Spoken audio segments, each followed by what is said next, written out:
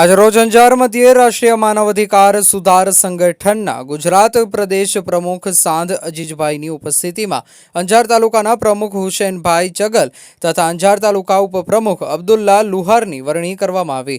આ કાર્યક્રમમાં ગુજરાત પ્રદેશ પ્રમુખ અજીજભાઈ સાંઘ દ્વારા નિમણૂક પત્ર આપવામાં આવેલ અને અંજાર તાલુકા ઉપપ્રમુખને મુન્દ્રા તાલુકાના ટીમ ઓફિસર સિરાજ મલેક દ્વારા નિમણૂક પત્ર આપવામાં આવેલ।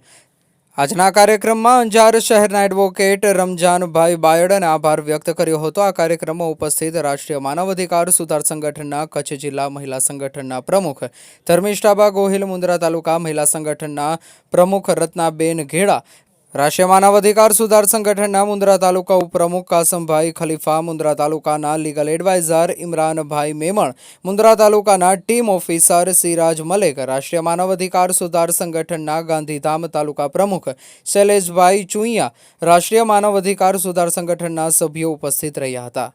રિપોર્ટર અજીજ સુલેમાન, મુન્દ્રા।